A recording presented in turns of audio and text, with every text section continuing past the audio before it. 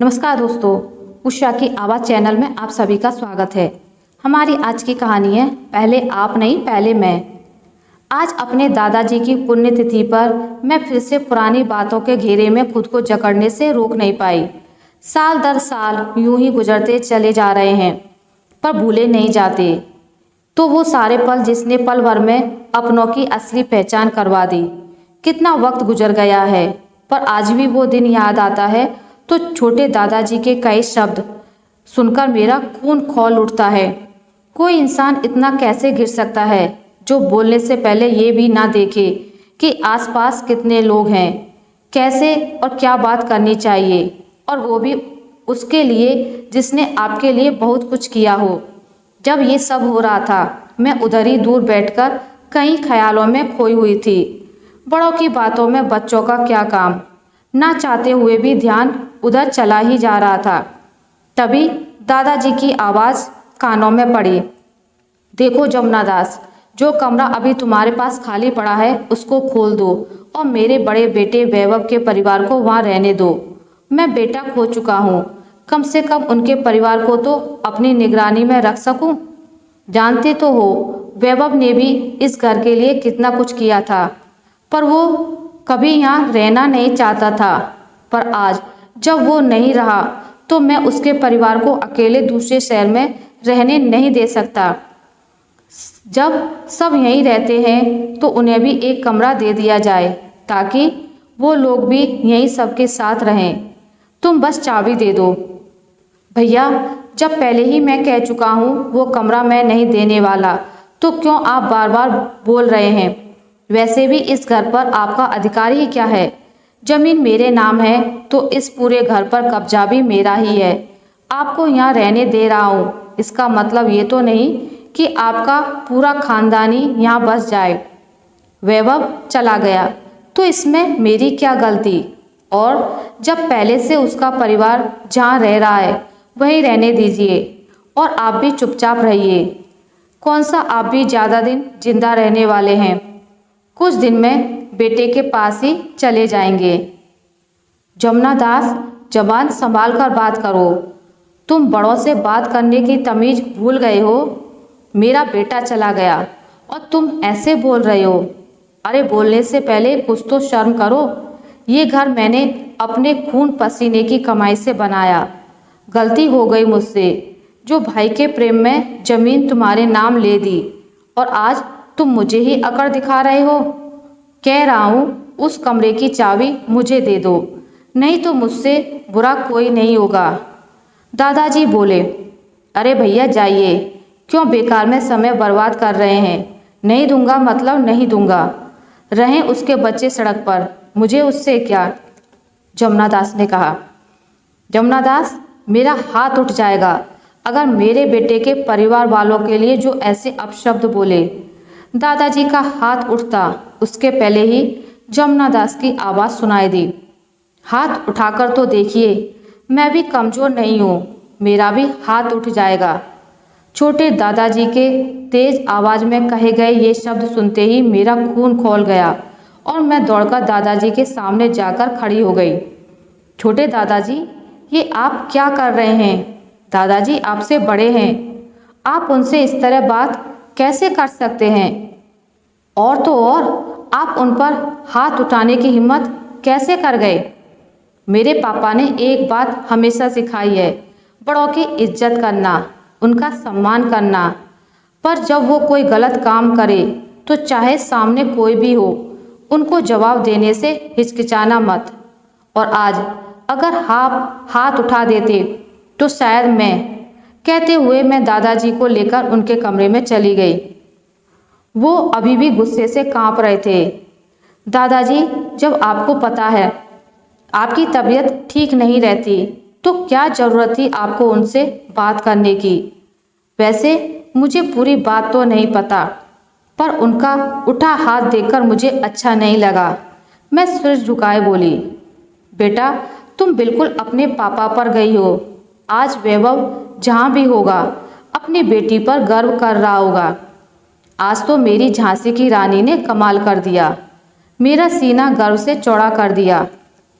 मेरी पोती ने कहते हुए दादाजी ने मुझे गले से लगा लिया और हर बार की तरह इनाम के रूप में हाथ में 10 रुपए का नया कड़क नोट रख दिया।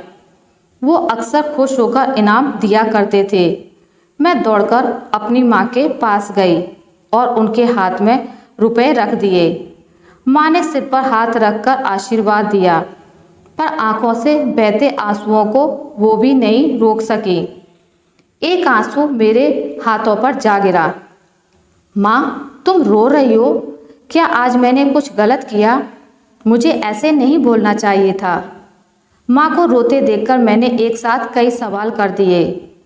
वो छोटे दादाजी से कैसे बात कर रहे थे, तुमने नहीं देखा? ऐसे शब्द सुनकर मेरा खून खौल गया। ऊपर से वो तो दादाजी पर हाथ भी उठाने वाले थे। माँ, तब मुझसे बर्दाश्त नहीं हुआ। फिर मैं छोटे दादाजी और दादाजी के बीच जा खड़ी हुई। शशि, जो कुछ अभी 15 साल की होगी, उसकी बातों से लग रहा था वो अभी भी छोटे दादाजी की बातों और हरकतों से गुस्से में भरी हुई है। नहीं मेरी बच्ची, तूने कुछ भी गलत नहीं किया।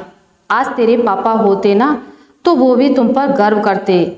बड़ों को हमेशा इज्जत देनी चाहिए, पर जब वो बेइज्जती करने पर उतर आए तो उन्हें रोकना बहुत जरूरी है, शशि की माँ ने उसे समझाते हुए कहा। शशि माँ के पास बैठकर पूछने लगी, माँ, ये तो बताओ, ये हल्ला हंगामा क्यों हो रहा था, जिस पर छोटे दादाजी ने दादाजी से इतने बुरे तरीके से बात की?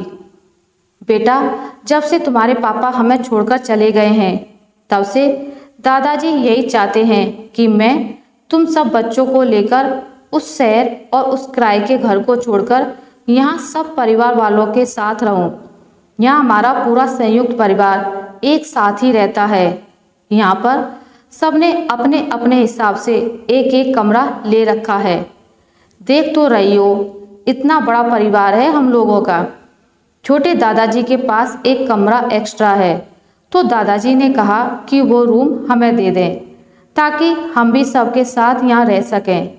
पर छोटे दादाजी इसके लिए तैयार नहीं हो रहे हैं।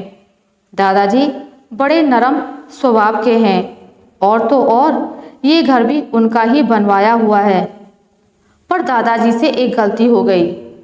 पिता के नहीं रहने पर अपने छोटे भाई को बेटा समझकर अपना पैसा लगाकर ये जमीन अपने भाई के नाम लेकर ऊपर से उस पर घर भी बनवा दिया। इस घर में बहुत कुछ सामान और पैसा तुम्हारे पापा ने भी लगा दिया। पर कहते हैं ना, किसी को जितना करो उसकी चाह उतनी ही बढ़ती जाती है। बस वही छोटे दादाजी ने किया। जब दादाजी उनसे प्यार से बोले तो वो सुन नहीं रहे थे, और जब थोड़ा सख्त हुए तो वो अपनी अकड़ दिखाने लगे।